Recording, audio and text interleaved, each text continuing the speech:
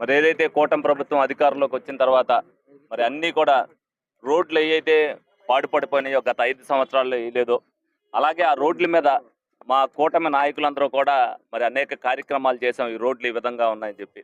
అందులో భాగంగా ఒక్కొక్కటిగా మరి ఒక్కొక్క రోడ్ని కూడా గుంతల్లో ఉన్న దగ్గర గుంతలు పూడ్చుకుంటూ అలాగే ఏదైతే రోడ్లు వేయవలసిన దగ్గర వేస్తూ అందులో భాగంగానే మరి ఏలూరు నియోజకవర్గంలో ఈ రోజున మరి ఏడుకోడి సెంటర్‌లో బిర్లా భవన్ దగ్గర కాడి నుంచి గడియార స్తంభం వరకు కూడా మరి ఈ రోడ్డుని ఇవాళ 2 రోజుల్లో పూర్తి చేయడానికి అన్నీ కూడా చేశారు. మొన్నే అన్నీ కూడా దీని కార్యక్రమాలు ఇచ్చేసుకుని కాంట్రాక్టర్ ఎవరైతే ఉన్నారో రవిచంద్ర గారిని మరి యుద్ధ ప్రాతిపదిక మీద చేయమని చెప్పాం.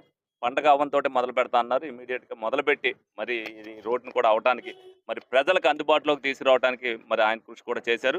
అలాగే మున్సిపల్ అధికారులు గాని, మేయర్ గారు గాని ఏయైతే రోడ్లున్నాయో వాళ్ళు కూడా నిరంతరం పర్యవేక్షిస్తూ ఇదివరకు జరిగినయి ఏంటనేది లోపాలు వాళ్ళు కూడా సరిదిద్దుతూ, జనానికి ఏదైతే అవసరం ఉందో అది ముందు చేసుకోవడానికి ప్రతి దాంట్లో కూడా నిమగ్నమై వాళ్ళు కూడా కార్యాచరణ రూపొందించారు.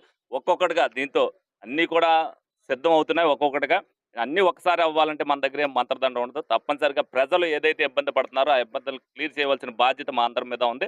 అలాగే ఏలూరు ప్రజానీకానికి అందరికీ కూడా ప్రతి రోడ్డు కూడా ఏదైతే ఇదివరకు ఇబ్బంది పడ్డారో ఆ ఇబ్బందులు పడ్డ ప్రతి రోడ్డుని కూడా క్లియర్ చేసి వాళ్ళకి అప్పచెప్తామని సందర్భంగా తెలియజేయడం జరుగుతుంది. ఒక రమారమి 3,00,00,000 దాకా ఇచ్చాం. ఇప్పుడు కొత్తగా ఇప్పుడు చేసే దగ్గర